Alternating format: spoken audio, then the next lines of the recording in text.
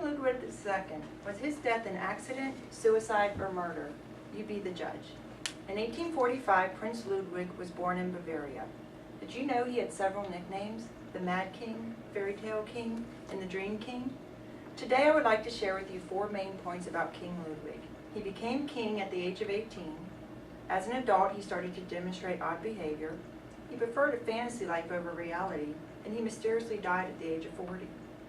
First, let's talk about King Ludwig's first year as king. He ascended the Bavarian throne at the age of 18 after his father had passed away. He had high hopes to preserve Bavarian independence while strengthening ties with other countries. He soon became bored with the realities of governing, and he was struggling with his own sexuality.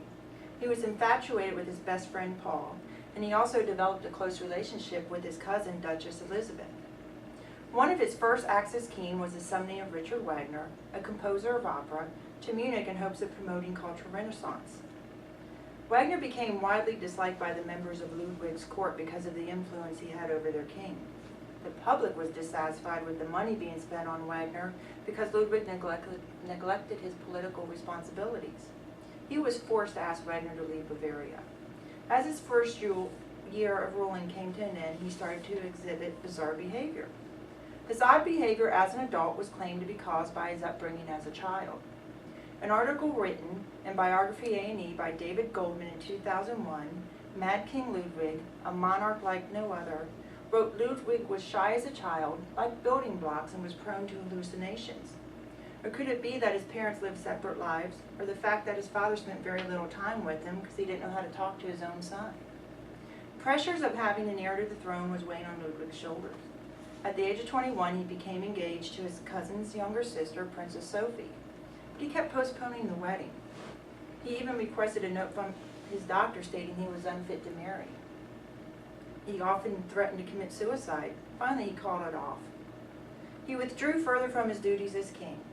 Margaret McCallway, author of the 1996 National Geographic World, The Case of the King Who Was Crazy for Castles, stated King Ludwig found ruling his country dull and stressful and preferred to live in the world he created in his mind. He would often summon his court to pack a lunch, and they would set out for some destination to only find themselves riding in a circle. They would picnic, and when they were done, they would load back up, ride around in a circle until he decided it was time to go home.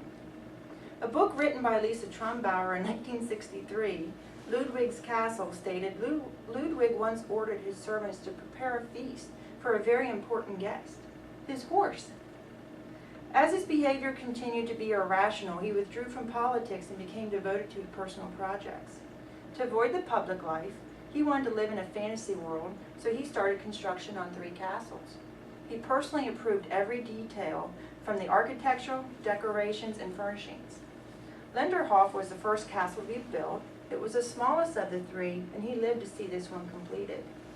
Neuschwanstein was started but never finished. It was intended to be built to pay homage to Richard Wagner, but this fairy tale castle was never completed.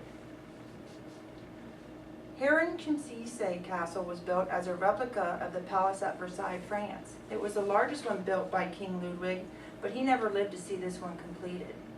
Although Ludwig paid for his projects out of his own funds, Bavaria was in financial trouble, which led to his mysterious death. He was feeling harassed and irritated by his ministers and considered replacing all of them. But the ministers were one step ahead of Ludwig. They felt he was incompetent to rule, so they decided to diagnose him as mentally ill. Ludwig was taken to Castleberg on the shores of Lake Starnberg to meet Dr. Guden, a psychiatrist hired by the ministers. Dr. Guden and Ludwig went for a walk one night, but they never returned. Several hours later, their bodies were found floating in the shallow water near the shore. Ludwig's death was officially ruled as a suicide, but this was questionable. The water was only waist deep, and the autopsy report stated there was no water found in his lungs. Even if Ludwig committed suicide, it did not explain the death of Dr. Guden. As we have learned today, King Ludwig was very much into his own personal affairs rather than the welfare of Bavaria.